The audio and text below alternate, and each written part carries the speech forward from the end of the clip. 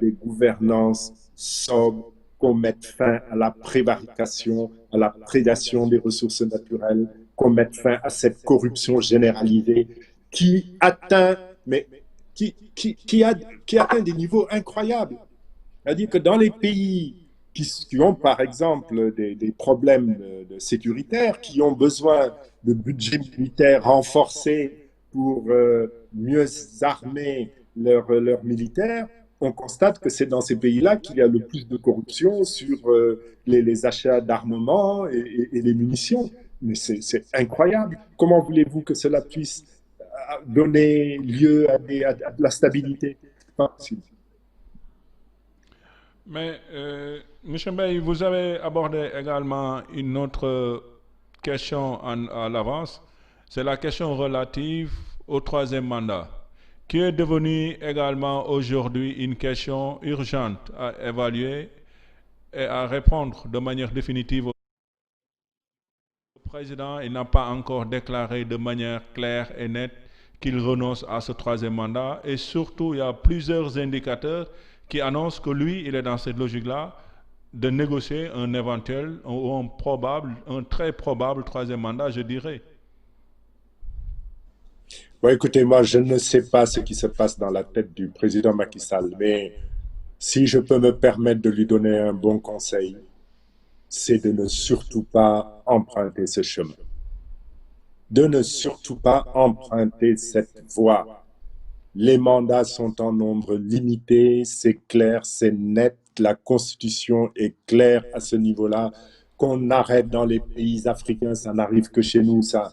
Non, il faut prendre en compte ça n'a pas un caractère rétroactif. Non, arrêtez-moi ça. Il a droit à 2 mandats. Il l'a dit lui-même avant de procéder à la modification de la Constitution. C'est vrai, il n'a pas respecté sa parole, mais ce n'est pas parce qu'il n'a pas respecté sa parole sur la durée du premier mandat qu'il devait raccourcir qu'il ne doit pas respecter celle sur le second mandat, d'autant que depuis lors, la Constitution a été modifiée en 2016 et que lui-même, le ministre de la Justice de l'époque, maître d'œuvre de cette réforme constitutionnelle, ceux qui ont suivi ont été catégoriques. Il n'y a pas de second mandat. Qu'on arrête ça, qu'on, pour une fois, parce que très sincèrement, j'ai l'impression que souvent les intérêts nationaux sont oubliés par beaucoup de dirigeants africains. Bon, dans ce cas-là, quand même, le conseil que je lui donne au président Macky Sall, c'est de ne pas jouer avec l'équilibre national et de respecter la Constitution, de respecter sa parole.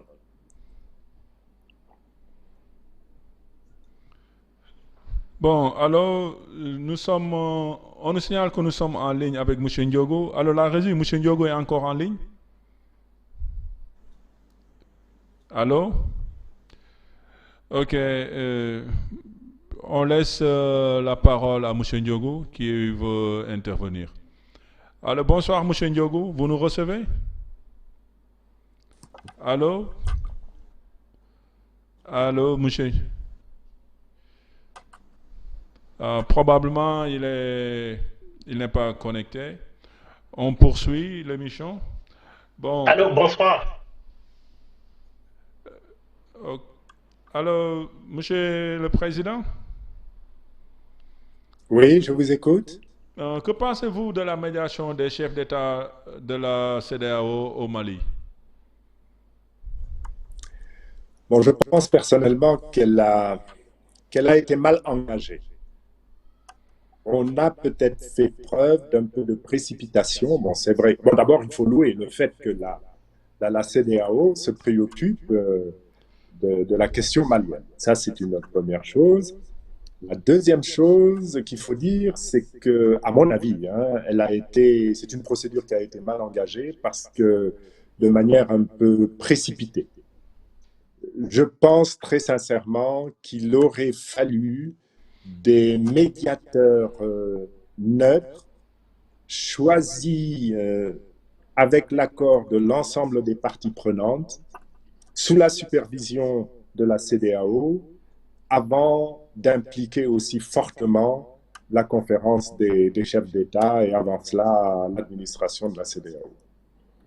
La deuxième remarque que je souhaitais faire, c'est que il me semble qu'il y a une question de défiance qui s'est installée parce que, bon, on ne va pas reprocher à la CEDEAO d'être en face d'une sorte de situation inédite parce qu'ils ont l'habitude de trouver les bonnes réponses et les bonnes procédures à la suite de coups d'État, à la suite de conflits entre deux groupes politiques opposés à l'issue d'élections.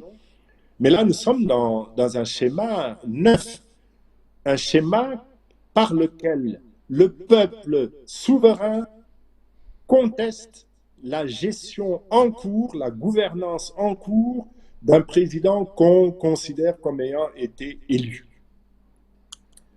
Et ça, malheureusement, la CEDEAO est démunie face à une telle situation parce qu'un peuple est toujours souverain. Vous ne pouvez pas simplement évoquer la Constitution, le respect de l'ordre constitutionnel, et d'ailleurs, ça peut conduire à de lourdes contradictions parce que parmi les solutions proposées, parmi les mesures proposées dans le cadre de la solution, on voit d'une part la démission demandée à des députés, c'est pas conforme à la Constitution, mais on dit on ne peut pas demander la démission du président en exercice parce que c'est pas conforme à la Constitution. Donc il faut savoir, on ne peut proposer, si on est dans ce schéma, on ne peut proposer que des mesures conformes à la Constitution malienne. Je pense qu'il faut être à l'écoute du peuple malien. Et si, c'est ma position, si l'équilibre malien, et c'est un verrou l'équilibre malien, je me permets de le dire, c'est un verrou pour l'ensemble de l'Afrique de l'Ouest, dépend d'un compromis par lequel le président Ibeka doit renoncer par lui-même à ses fonctions et contribuer même, se mettre à disposition pour aller vers un autre type de gouvernance que celui qu'il a mis en place et pour lequel il n'y a pas suffisamment de garanties aujourd'hui, à mon avis, on s'acheminerait vers une solution conforme à la volonté populaire. C'est ma position, elle est peut-être discutable, mais on verra bien ce qui va advenir de cette situation, mais elle est inédite. Ils en ont trop fait en matière de malgouvernance, en matière de mauvaise gouvernance, en matière d'élections traficotées. La confiance du peuple est perdue. Les choses se dégradent sur le plan économique, sur le plan sécuritaire. Où sont les aspects positifs de cette gouvernance aujourd'hui décriée par le peuple? Lorsqu'on se base sur un bilan, on a quand même tendance à devoir reconnaître que l'échec est là. Alors, faut-il continuer à échouer? Faut-il aggraver l'échec? Ou faut-il aller vers un changement radical, sauvegardant, c'est important quand même, l'intérêt de l'ensemble des parties? Moi, je serais pour une remise en cause globale, sans effusion de sang, malheureusement elle a déjà eu lieu, et permettant au peuple souverain, dans le cadre d'élections mais incontestablement transparentes, permettant d'aller vers la désignation d'une nouvelle gouvernance, la mise en place d'une nouvelle gouvernance et la construction d'un consensus fort, je le disais tout à l'heure. Il n'y a pas de micro-États, il y a des États faibles parce qu'il n'y a pas de consensus national. Il y a des États faibles parce qu'il y a mauvaise gouvernance. Et à ce moment-là, un Mali fort sera capable de résoudre notamment, y compris par le dialogue et principalement par le dialogue, le problème sécuritaire qui existe aujourd'hui au Mali. Merci. Nous rappelons à tous nos followers que vous êtes en train de suivre l'émission face aux internautes si vous nous prenez de court. Et aujourd'hui, notre invité, c'est le euh, premier ministre de la deuxième alternance du premier gouvernement de Macky Sall, M. Abdoulaye, qui nous a fait un immense honneur de venir assister à cette émission. Monsieur Mbaye, la prochaine question, c'est par rapport à l'affaire Big Togo.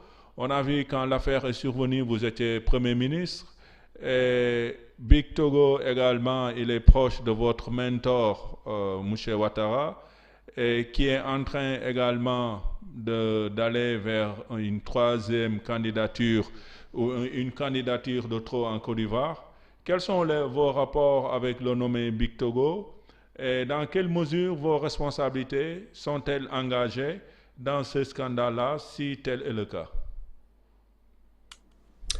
Bon, écoutez, il y a peut-être une affaire Big Togo, mais il y a deux scandales dans cette affaire.